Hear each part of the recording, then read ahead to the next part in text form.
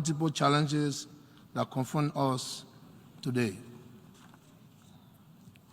They include the health and socio-economic impacts of the COVID-19 pandemic, the devastating effects of climate change, environmental concerns, poverty reduction, food insecurity, and gender inequality.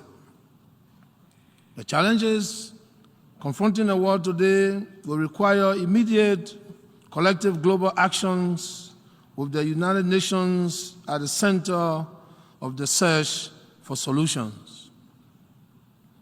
In so doing, we must give special consideration to the needs of developing countries, particularly the least developed countries, in line with the Doha Program of Action for Least Developed Countries for the decade 2022-2031.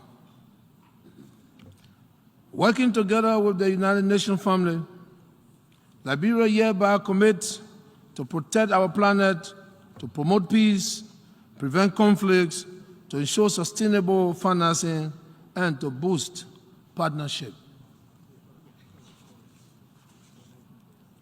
Mr. President, Excellencies, distinguished ladies and gentlemen, this commitment is reflected in the Proper Agenda for Prosperity and Development, which embodies the expressions of our shared determination to achieve peace, prosperity, national development, address extreme poverty, inequalities, regional disparities, infrastructure deficit, climate change, and equitable distribution of our national wealth. Given Liberia's youthful populations of more than 60%, my government initiated a youth rehabilitation and empowerment program, the Socio-Economic Empowerment of Disadvantaged Youth Project, between 2019 and 2021, with the subsequent launch of a $13 million national fund drive for the rehabilitation and empowerment of at-risk youth in Liberia. We remain of the firm conviction that when empowered, our youth can be a positive force for good.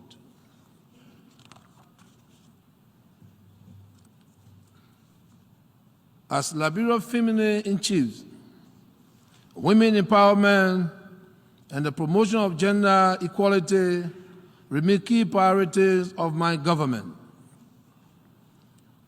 Women do not only comprise almost half of our country's population, but they also play important roles at all levels of society and must be given equal deserved attention, support, and a place at the leadership and governance table in our society.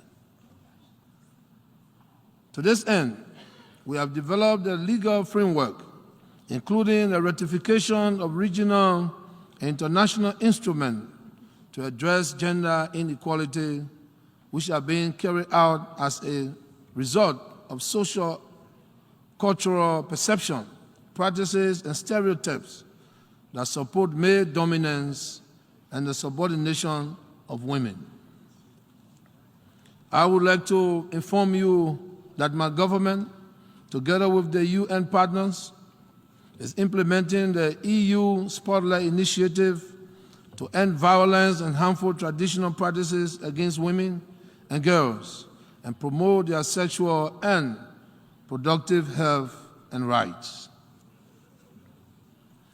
Furthermore, the government of Liberia is currently implementing a $50 million ECOWAS-funded project to enhance the capacity of female entrepreneurs.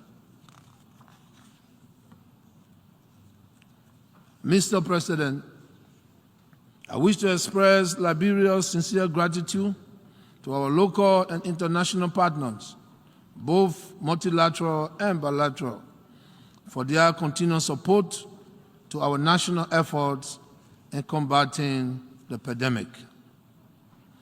As a result of that support, Liberia is well on its way to achieving herd immunity, hopefully by the end of this year, with 67% of the population already fully vaccinated.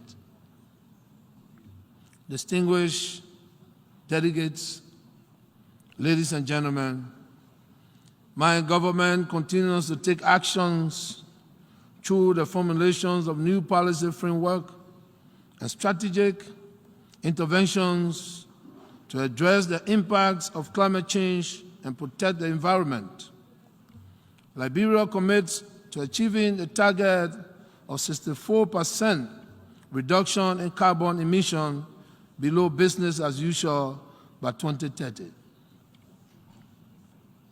We anticipate that the United Nations Climate Change Conference in Egypt, COP27, will provide the opportunity to accelerate actions towards the goal of the Paris Agreement and the UN Framework Convention on Climate Change.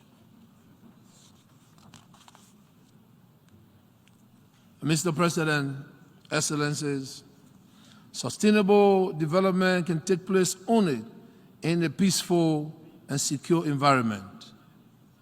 In fulfillment of our commitment to the maintenance of regional and global peace and security, Liberia takes pride as a troop-contributing country, with Liberian troops and other security apparatus serving in the United Nations multidimensional integrated stabilization mission in Mali, the United Nations mission in South Sudan, and the United Nations Interim Security Forces for Abai. We thank the United Nations and our bilateral, international, multi-bilateral partners for the support we continue to receive in facilitating our contribution to global and regional peace and security. Mr. President, Excellencies, I am pleased to report that the IMF latest appraisal of the ongoing program it has with Liberia is very positive. It shows that inflation rates have been significantly reduced. There are now better prospects for economic growth compared to previous years in spite of the negative effects of COVID-19.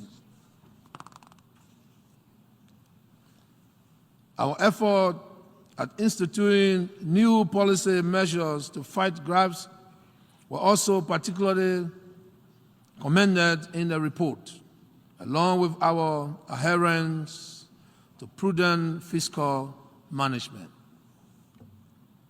Mr. President, distinguished ladies and gentlemen, democracy in Liberia also continues to grow from strength to strength. After many years of civil upheaval, Liberia is becoming a stronghold for peace and a safe haven for democracy. This is because we have taken actions in the last few years to build and strengthen democratic institutions such as the press and the Liberian judiciary. We have put forward new legislation that empower the media while eradicating those that have tended to suppress free speech. I am proud to say that from the beginning of my administration to date, there is no political prisoner in Liberia.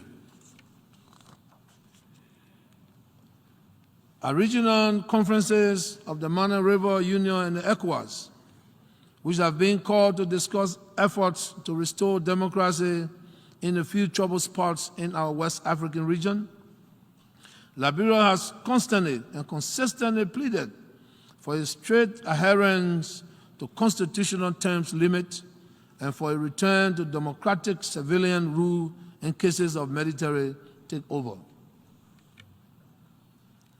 Liberia is expected to hold presidential and legislative elections in October 2023. The forthcoming election will be crucial to consolidating our democracy. In this regard, I wish to underscore my government's unwavering commitment to ensuring that the enabling environment continues to exist for the conduct of peaceful, free, fair, transparent, and inclusive elections. This is in keeping with my commitment to ensure that the democratic will of the Liberian people is respected at all times.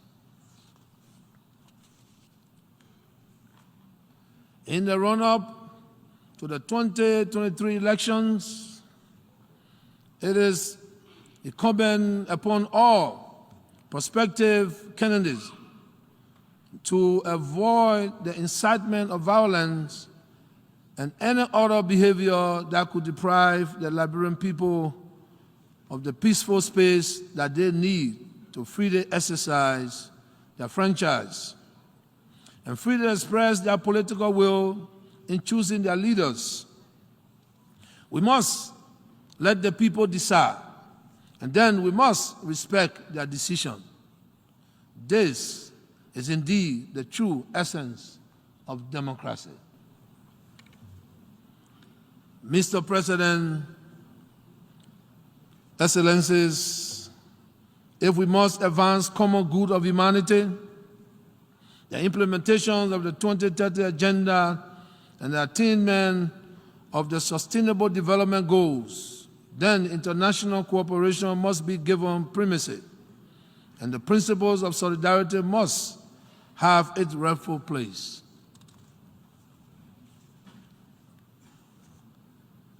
We have the platform to generate the transformative solutions we seek. The world is watching. Our people are watching. And we must now seize the moment, confront the challenges, and collectively endeavor to lift the poor from poverty and hunger, sickness and disease, and ensure progress, development, and prosperity for all. At the same time, we must protect our planet, guarantee and maintain global peace, security, and stability. Mr. President,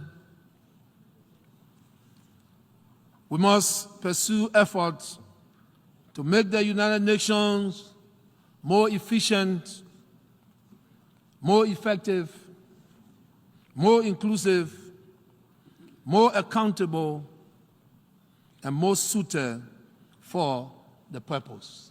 I thank you. On behalf of the Assembly, I wish to thank the President of the Republic of Liberia for the statement just made.